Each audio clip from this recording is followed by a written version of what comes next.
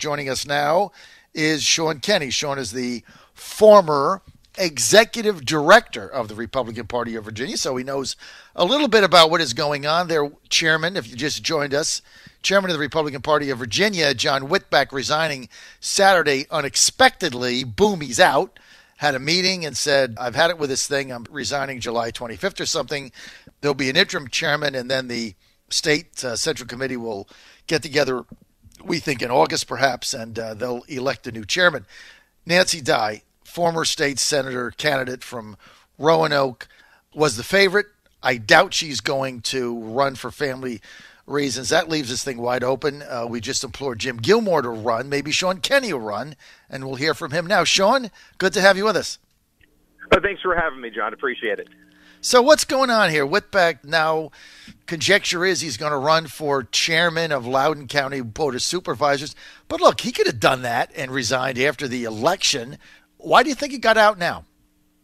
I mean, here's the thing, right? I mean, Corey Stewart, for all the rocks that conservatives are throwing him at the moment, he's not the only candidate on the ballot, right? You have Barbara Comstock in the 10th.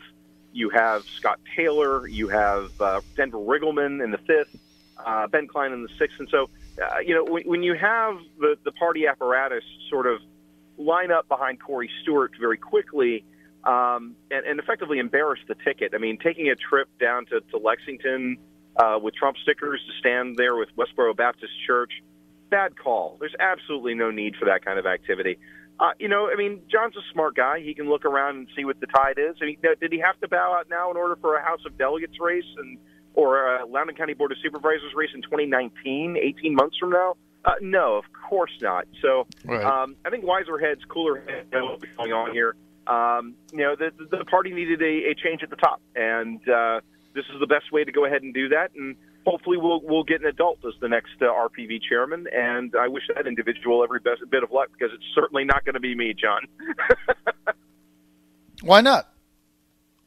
I've got family considerations are top of the list. I mean, look, I've got several little ones at home. I'm still pursuing my educational career. I love the party. Believe me, I think our best days are still ahead of us. And look, I mean, for all the talk about, where we are, I mean, we are not a blue state by any stretch.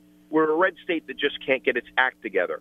And the moment that we decide that victory is a little bit more important than scoring internal points, maybe we'll get back to where we ought to be as a party again. But for me and mine, for what I'm doing right now, John, I'll be honest with you, it would be a Herculean effort, and it would effectively take a draft campaign, but just not there. And look, there are so many other better candidates out there.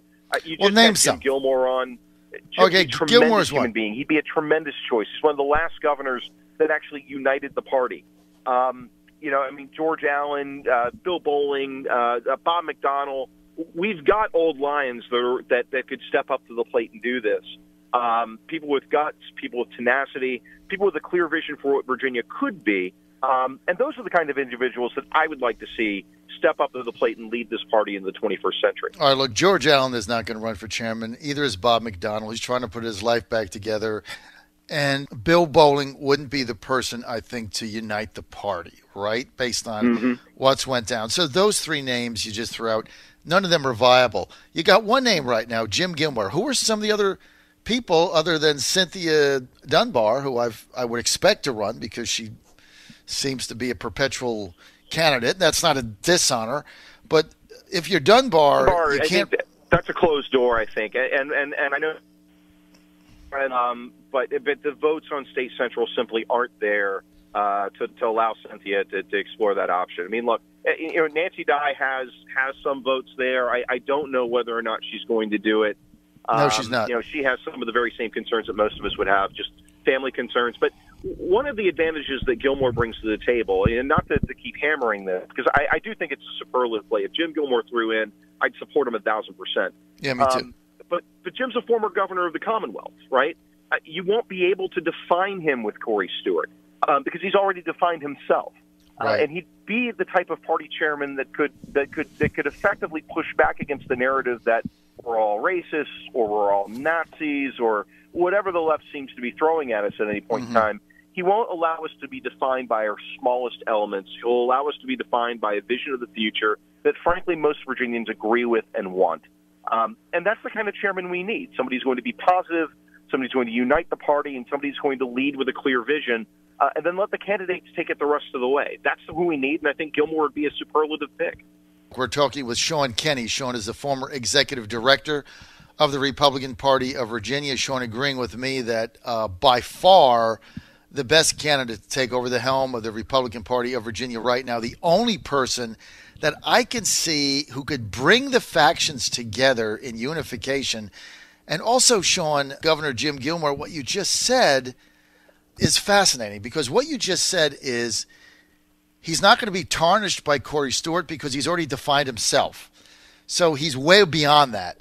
And I never thought of that, but I think you nailed it. And I think that's even another reason you have to have him, because anybody else is just going to get sucked up in this Corey Stewart thing. And I think that's one of the reasons Whitbeck got out. I mean, I haven't talked to John about this, but like if it was me, I would really not want to spend the next 4 months talking about why we had the Civil War and defending Confederate flags and whatever else Stewart's talking about right now. I just wouldn't want to defend that. I mean, I just don't want to. Doesn't mean I don't agree with it. I just don't feel like doing that. And I think you put Whitbeck in that position, anybody would be in that position. I mean, you looked at Stewart's campaign jaunt, Sunday, to Lexington to the Red Hen. What on earth was the purpose of that? Do you have any idea? No, other than to stand in solidarity with the likes of Westboro Baptist, none. And that should send red flags all over the place. When party leadership, when the Stewart campaign and Westboro Baptist Church are all on the same wavelength, that sends a message. That's a problem. It's more than the problem. That's a crisis of leadership. And if it can't be resolved by the current leadership, then that leadership needs to step aside. I can assure you that Jim Gilmore would never have sent RPB staff down there to perform in those kind of antics. We've got bigger fish to fry. I mean, look, the 10th district is on the bubble. We've seen the poll numbers. That poll was really skewed. I mean, 83% turnout, there's no way. But, Comstock needs our help right now. Taylor needs our help right now. Riggleman needs our help right now. Ben Klein is doing well, but we need to make sure that he wins. We don't need to make sure that he squeaks out by 5 points. We've got other races to run here in Virginia, and that's where our focus should be. It shouldn't be on the bright, shiny objects that the liberal media rolls out to the rest of us to try to divert our attention. We've got hard work to do. And if we don't focus on that hard work, November is going to be a really tough decision, going in a tough place. And we're going to wonder what we could have done when we know right now, today, what we should be doing. And I think, again, when you get back to leadership, Gilmore's going to know exactly what needs to be done. He's played this game before. He's won in Virginia. He's the governor that carried the largest percentage of the African American vote, for crying out loud. So he knows how to reach out to communities. And best of all, for those who are asking the all important question, does he support the president? He does, but he does so in his own way, and that's all these things are encouraging things. If you're looking for a 21st century Republican, you're going to find it in Jim Gilmore, no question. Let me just ask you this, Shaun, for our listeners, Shaun Kenney with us, when you talked about Westboro Baptist Church, for our listeners that don't know what that is and what the significance of it is, do you mind elaborating on that? Westboro Baptist Church is an organization that pretty much follows wherever the news media goes, especially with issues of a personal morality, and tends to vitriolically condemn whether it's homosexuals or other individuals that it just seems to disagree with. And if you interact with them, they sue you, which is how they keep going. I mean, go ahead and look them up online. A 5-minute cursory glance will let you know exactly who these people are. They're morally detestable human beings. All right. Well, look, I think you've nailed it here as far as leadership in the Republican Party of Virginia. As far as I'm concerned, I liked Jim Gilmore before, but now I think it even makes more sense because he's not going to be defined by somebody running for U.S. Senate. He's already defined himself. Cynthia Dunbar doesn't have the votes. Nancy Dye is out. I don't think she's going to run. So that leaves what? That leaves who? I mean, not Shaun Kenney, you're not going to run. Governor Jim Gilmore, yeah. So, absent of Gilmore, I mean, I don't have another name. Well, I mean, I've heard Dennis Free. He's the chairman of the 2nd District out of Virginia Beach. But no real media savvy there. I mean, he hasn't really talked to the media. I mean, this is a position where you really have to gauge with the media in a pretty demonstrative way. And you're going to have to, explain the Corey Stewart situation. He has very little media experience. Any of these people don't. So what happens? Yeah, what if nobody runs? Friend, he's a good man. Whether his media experience, I'll leave that to him to decipher. Jack Wilson in the 4th District was another individual that was mentioned as potential RPB chairman, but I haven't seen a whole lot of movement there either. But again, I mean, if you're looking for an environment to kind of lead us into the 21st century, to get us past 2018, and bear in mind, 2019 is not going to be a cakewalk for Republicans. We've got a 1-seat majority in the House of Delegates, and all 40 seats are going to be up on the state Senate side. And so we need somebody who understands the legislature, gets along with the speaker, gets along with the majority leader, and is willing to go back and take back some of those 15 seats we lost in the suburban tsunami, which is a completely media-driven effort anyway. But we can get 5 or 6 seats back if we're not defending our backfield.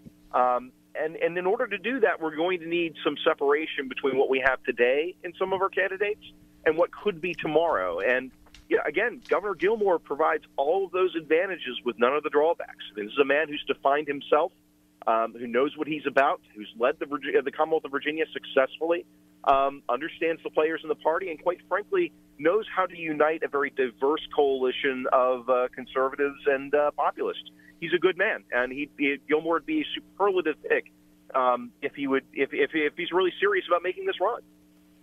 Gilmore's the guy. There's nobody else. I mean, you start going through these names. I mean, there is nothing that compares to Jim Gilmore. And media savvy, understanding, uniting, has a message, has a theme, can bring the party together. I mean, he's the only guy that could get everybody in a room and agree on anything. Right now, the Republican Party of Virginia is so unbelievably fractured and so ugly. I mean, you go on any of the social media sites, Shaun, the problem is it's just the constant bickering and fighting and hate mail one way to the other. I mean, gone through some of these conventions, which I hate, by the way, gone through the conventions and the whole, the Scott Sayer and the Dunbar and all this going on. And then the 5th District, that thing was really contentious. I mean, they just don't agree on anything. And so I don't know what other candidate the Republicans could ever put together other than Jim Gilmore that could bring the warring factions together, even for a meeting, without somebody walking out. That's how bad it is. Right, and that's, again, it's one of the advantages Jim has, is that he literally reaches out to all factions of the party, and they like him. And they don't just like him a little bit, they actually like him a lot. Yeah. And it's because of his. I mean, he's got. I mean, if you've ever talked to Jim Gilmore, if you ever meet the man in person, there's just a certain gravitas that he brings to the table. He's a very serious-minded guy, but he's very lighthearted as well. He can make a dry joke that you kind of think about like 30 seconds later and say, "Wait a second, that was hilarious." He has a manner of putting people at ease that doesn't make things trivial. And look, I mean, Republicans, we have a very bad habit of focusing on all the things that divide us, right? Gilmore's one of those guys that reminds people about what unites us. He's the last governor of Virginia that successfully delivered a tax cut to working-class families. He's one of the few governors of Virginia that actually reached out to the historically black colleges in the Commonwealth of Virginia and gave them a hand. This is a guy that jumped on board the Trump train early and picked his horse. The guy's got clear vision. There's no question about it. I mean, you look at the Democrats, you see all the problems that they're having with the rise of Antifa and the Bernie bots taking over the party and whatnot. Let's not forget they have their problems too. The advantage we have is that we really do have better leadership if we're just willing to allow guys like Jim Gilmore to lead. And again, I mean, all of the advantages are right there in front of us. And yes, I do think we can win statewide races again. But it's just going to take a different coalition to get us there. And I think Jim's one of those guys that has the secret code to go ahead and unlock that and make that possible. Well, he's the guy, right? We've all agreed. Jim Gilmore.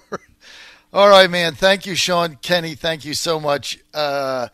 We've spent an hour on the Republican Party of Virginia, and there's only one candidate in our judgment, and that's Jim Gilmer. We hope he runs